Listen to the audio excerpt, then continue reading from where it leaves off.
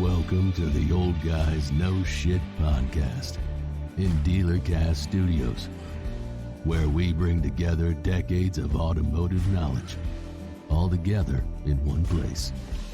Here's your host, Old Guys Who Know Shit. So this is Larry, and I'm Rob, and we're here from NADA coming to you live. Yeah. On the show floor. Snowmageddon NADA, no less. And it was not easy getting here. Oh, Larry, hell no. How'd you get here? I drove here from Houston, 6.5 hours, back roads, no freeway. So that was rough. I took 3 airplanes to get here, and it took me a day and a half and 3 planes. But we got here last night around 10:30. Yeah. Came down here. Then we got off a bus and walked to a hotel room. We got up this morning, and here we are. That's commitment, baby. It was commitment. But That's commitment. Again, another NADA. How many is this for you? 30? 30. Yeah. Every year I say, gee, how many years are we going to keep doing this? And now I'm thinking 30 more? 30 more, because it's the same thing every time you show up, Larry. Oh, yeah. And this year, it is... Did not disappoint. Yeah, it's the singularity of everything is coming to, okay, where's the one deposit that I can put all my names of people I want to talk to? Yes, right? exactly. First, we've now gone from, it used to be, it starts out, I got to get my customer base, to I've got to get my database, my customer database, to now it's first party data. Yes. They're getting more sophisticated with the names. With the names, the acronyms, they've got those down. We're down from the relational marketing database to the CDP, and now I've added to that. I'm going to call it the UDP now, for the Unified Data Platform. So we're going to go one more beyond it. We may not make better products, but we certainly can come up with better names. We understand the alphabet, right? Yeah. The alphabet. I thought our conversation this morning with Cliff Banks was an interesting one. Oh God, yes. Well, the one thing that will change, the one thing that manages to change the car business more than anything, is always legal compliance. Totally, completely. Yeah. 100%. If it gets, once legal gets involved, shit changes. It changes, and usually it takes some big event, which would be 5 decimal points after the first number, right? Yeah. How many commas? How many commas? Because as soon as those start hitting, then things will change. Yes. And that's coming in what, 2 days? That's coming 2 days. The 27th. Your one-to-one consent you'll have to have one-to-one consent for any type of outreach that's automated from texting or a call perspective. That's going to change the game completely, because if you don't have a CDP that's storing it, you're not going to be able to be audited, and you're just going to end up paying the fine. And you're going to hope it's just the fine, right? Yeah. Because if it's something worse, like a class action lawsuit, you're DOA. And the other thing I thought was interesting, Cliff agreed, is anytime you have more than one vendor doing your advertising today, you're going to get it wrong. You're going to get it wrong. It's inherently impossible to get it right, because those just independent silos don't talk to each right. other. Exactly. And so very few people do what we do, right. And what your thing does. And why is that? Because they haven't been doing it long enough. Right. Well, yeah, I mean, you get... The technology world has found the car business and found out that we're willing to spend money on damn near anything. Anything right? they tell them we'll get them another car deal. Right. But the reality is it comes down to the data. Yeah. Right? As it always and did. It does. And the data here, this is, I think, is been important to point out, is that the data doesn't mean clicks, page views, visits, eyeballs, or GDP percentages. That's not the data. No. The data, this is the only data that is important. Name, email address, mobile number. Yeah. That is the data. A 5-liner to a 3-liner. Right. Exactly. That's it. And so when you're talking about the data, the data up here that they're talking about, the clicks and the views and the page views and the TCP IPs and the broadband and the IP addresses and the signals. Oh my God, the freaking signals. Just walk away please walk away. Name, email address, mobile number. Provide me name, email address, and mobile number so that I can have a conversation. And the only thing that really matters there is, am I having conversations with these names, these email addresses, and mobile numbers? If I'm having conversations, I'm selling more cars. The more conversations I have, the more cars I sell. This hasn't changed in 100 years of the car business. It used to be ups. Now we're having them on the phone. Now we're having them online. Yep. But we're still having conversations either on the floor, on the phone, or through email and text. If you're not having them, then you're not selling cars, period. And the gentleman from San Antonio who mentioned, in order for me to sell more cars, I need to have more salespeople. Why is that? Because more salespeople have more conversations. Right. At the end of the day, that's all that counts. It's all counts. All this other stuff is peripheral bullshit. Yeah. Because none of it works together. And if it can't work together, you're just going to have more head count of people it's going to take to operate the business. No doubt. Hey, and we got a dog. Wait, come here. We got to bring this in. We got a ringer? This in. Go Dogs. Go Dogs indeed. Oh, go dog. Oh, now I know what he means. Now, I thought he was calling somebody else. You got a fellow dog in the house. We're bringing him on. That's just the way that works. Unfortunately, the dog catcher caught up. Hey, look, Notre Dame, we're erasing that from the history books. That never happened. All right, well, that happens this time of year, right? Yes, no doubt. So what else you got on your eyeballs or your radar this week, Larry? I'm looking around at how are we streamlining processes, right? Because at the end of the day, if we're going to make the advertising more efficient, and we're going to get the advertising down to name, email address, and mobile number, how is my advertising and my marketing providing me more names and more email addresses and more mobile numbers, and how am I having more conversations? Then when I have those conversations, how am I going to streamline that process to where I get identity fraud is just a big deal. It's something we're going to have to deal with. Yep. How am I going to get my identity checked, my insurance checked, get the credit process all the way through, get that streamline that process so that I can get to the desk, finish my desking process and get them into F&I, get F&I done and out, and I want this entire process to happen inside of about an hour. Less. When we first met 25 years ago or something, working with Ziegler, this is exactly what Jim Ziegler preached. Exactly, right? A lot of this. Beginning through the end, all the way, and the different pieces that delivered all have to be connected in unison so you can figure out where it breaks. Right. And you've got to be able to see it. See it. So you can see where it breaks. And now you can. You can. 100% can see it see where the breaks are. You can 100% hone in on the places where the process is being held up or not working efficiently or working well. And you know where to train, right? And the challenge I see the dealers will have this year is interfacing the interfacers, right? Yes. Right? So if you're a dealer, what do you have? You got your CRM I log into. Yep. I've got my marketing dashboard I log into. Yep. Then I've got my digital marketing from my OEM that I got to log into. And my widget dashboards of all the individual widgets I got on my website. And then I got my DMS. Yeah. And I got my financials from my DMS. And none of this stuff is in line. No, right? None of it. And there's not one place I can go see it all. And so don't you think that's what creates this chaos? Yes. Is the way the industry has evolved because of what they did when they brought F&I. Right. Jim Moran, when he first brought F&I into the car deal, now they brought a whole different environment. Right. They brought the banking, and then you've got all the other things that evolved out of that. And so it's just gotten more complicated. But I believe, and I'm a vendor, I think our vendor world has created these problems for our dealer body to capitalize off that. Well, yeah, I mean, they created it in that you've got specialized. You walk through this show, right? Yep. And everybody in this show has a specialized area that they do business in. Yep. And they don't talk to any other specialized area they do business in.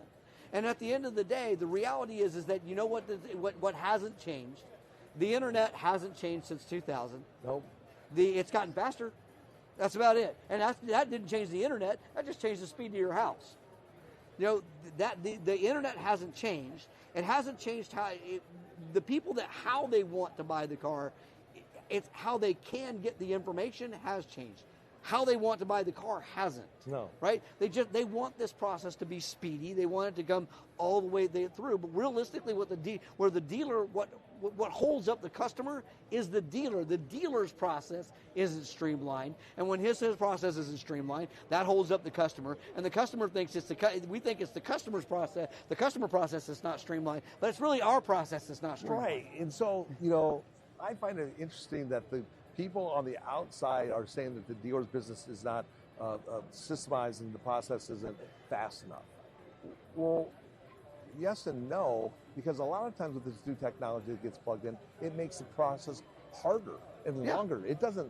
Because I've got to log in here, log in there, go log in here, go log in there. I'm going to pull all this stuff together. The desk is up here trying to pull about 3 logins together to get the paperwork or the what they need to do, right? Yep. And the next thing you know, it takes that takes time. The guy from San Antonio said, "Hey, there's 5 metrics I need to know. 1, how much money I spend. 2, how many opportunities did that provide? 3, how many closes did I make? Right. 4, what was the gross profit? And 5, ROI. That was it. That's it. That's all you want to know. Right. Now, how do you get there is much more difficult because of all the different plugins that you have to That's have. all the levers I got to pull, right? You have to pull. It's all the levers I got to pull. So getting that into one area has got to be what the dealer is looking for now, and I think they've always looked for it. They've always looked for it, but it's getting more important now because our margins are getting compressed. Slower. And the compression's always been there, but I also think we've gone around our fist to get to our thumb, meaning that what was old is new again because they forgot about it. But now, how do you forget about your customers?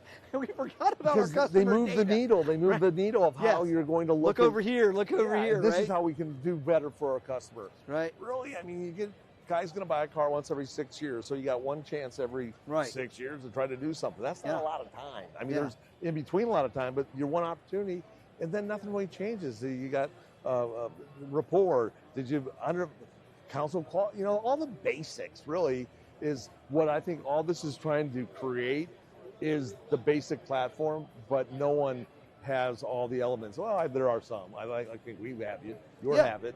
But what do we have? We got 45 years in the business. Right. It's the same as you, right? Right. We're doing retail. I mean, I think that the thing that I love, the thing I look at is there's the top line. This is the marketing and the advertising. It's driving name, email address, and mobile number. There's the marketing, the bottom line. That's driving the conversations.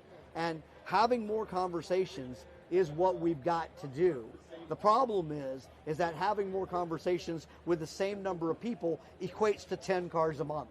If you want to have more conversations, you're going to have to find a way to make more conversations where a person can have more conversations. And you can't create more hours in the day, and you can't hire more people because there's no way you're putting on that level of payroll. You can't do so it. we've got to look beyond. We've got to look to technology to increase the number of conversations we have. Yeah, and so make the salesperson more efficient. And that's why I think you see a lot of dealers here at NADA this year. The ones that made it, they're looking like just like the San Antonio this morning, looking for AI. Yeah, AI can increase the number of hours in the day, but can get a hell of a lot more done in an hour than a salesperson can, than a person can. So increasing that's increasing the conversations, right? And then the AI the right way, right? Because everybody's going to say they have an AI solution for this and that and other thing. But those AI solutions are usually coming from like 3 originators, right, maybe? Yeah, well, I mean, AI is the same. You're either trying to build your own LLM, or you're using somebody else. You're trying to build your own LLM, or you're working off of the current LLMs. If you're trying to build your own LLM, that's a lot of money. That's silly. Yeah. Because an LLM is all about the training, and the training is all about the volume. And about the knowledge of what you throw in the thing. So you've got these large LLMs like OpenAI and Claude from Anthropic and Falcon and Llama and Gemini. You've got these 5, this big 5 stack, right? And this big 5 stack is being trained by hundreds of millions of people a day.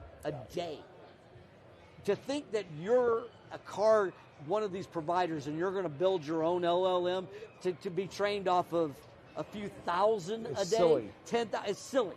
It's not going to happen. So if the idea that you're going to get your own LLM or you need your own LLM, this comes out of somebody thinking that security is a problem. Well, if you're sending your customers' PII data into a public LLM, that's a problem. Then you're doing it the wrong way in the first place. So what the heck are you doing? No, no one should be sending. You don't need to send customer PII data into an LLM to get what you need out of it. No, that's the last thing you would send. That's the last, LLM. right? And it's not going to do the LLM any good. That's not what it's looking for. It's looking for transactional data. It's looking for data that you want. What do you want to have happen? It's looking for instruction. It's not looking for the person. So the thought that whoever said that you're sending in your PII data, you're sending in customer data to a public LLM, and that's a security problem, then that was silly to even plug in your database to a public LLM. That's not the way it should work.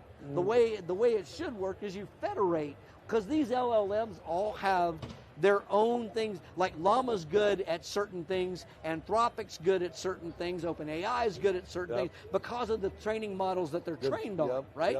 And then we as a group work on a small language learning model, or SLM, to train and take data from the large LLMs, manipulate it, and then get what we need out of it.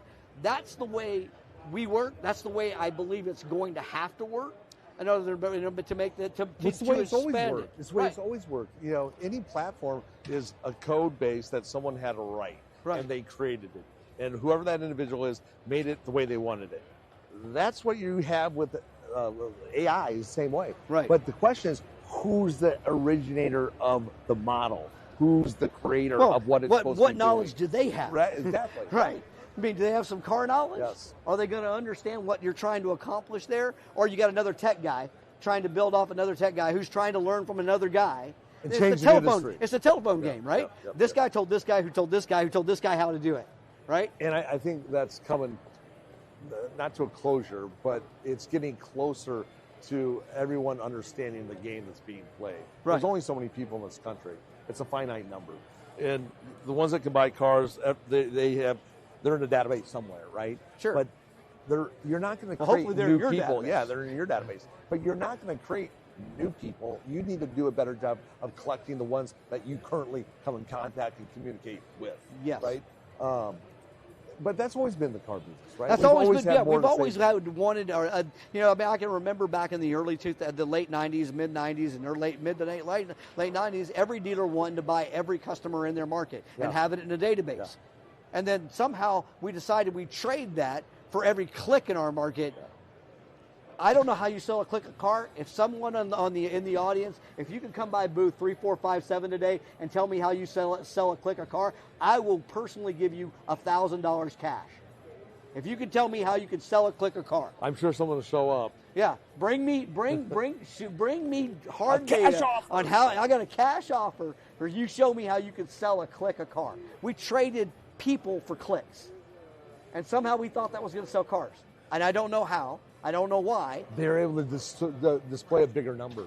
Yes. Right? Okay, They're fair able enough. to display a bigger number. Right. The click number is always bigger than the one individual. But the reality is, it's still a people business. People still buy cars, and like to buy cars from people who they want to buy from.